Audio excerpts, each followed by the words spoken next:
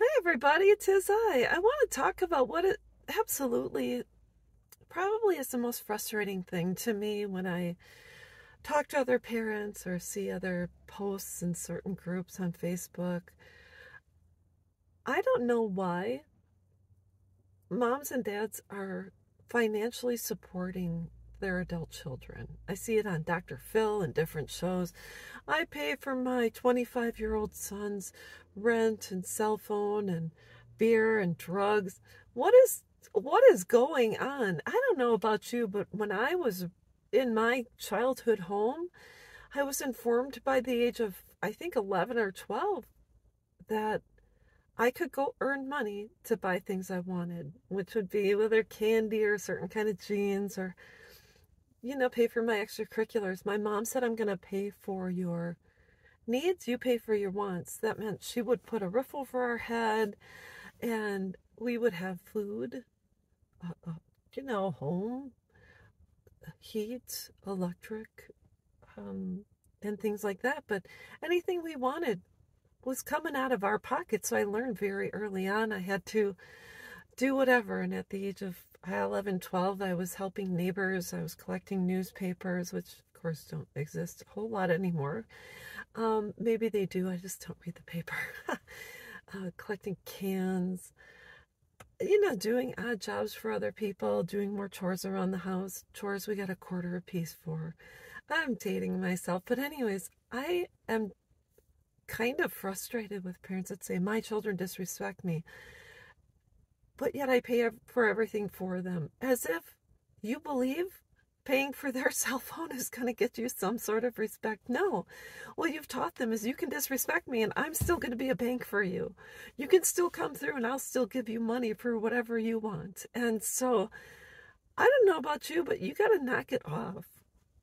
Children, when they're old enough to start helping around the house and picking up the toys that they throw down, we learned at a very young age we're going to pick up our toys and put them back in the toy box. And then when they're old enough, a couple of years old, 3 years old, let's pick out some clothes, because by the time they go to school, they should be outfitting themselves and choosing, just to lay some clothes out. And also maybe if they can't make the bed fully, straightening up the bed or putting their toys away and picking up and making sure there's not wrappers in the room and plates and things like that. And it's all about responsibility for yourself.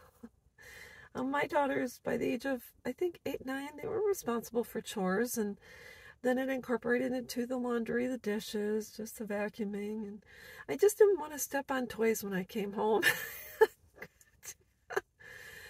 Blocks, etc. It's painful. So then when they were old enough, my oldest daughter was expected to get a job so that she could pay for her cell phone and eventually get her license and she could pay for her insurance. My youngest was studying to be a salutatorian, so outside of school she had 3-4 hours of homework every night. So she didn't get a job until she was 18, and it might have seemed unfair, but she was working towards a goal to get scholarships for college and things like that.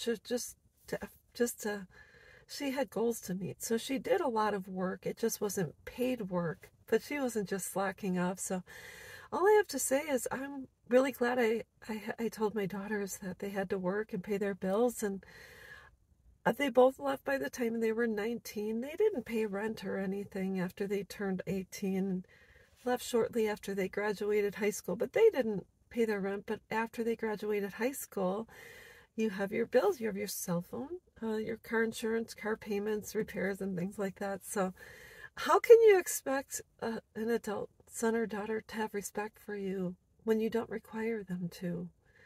You don't require anything of them. And why you're financially supporting someone who is able-bodied, I have no idea. If your son or daughter would not be approved for disability through SSI, they shouldn't be approved for free money through the bank of mom and dad. That's how you can gauge it.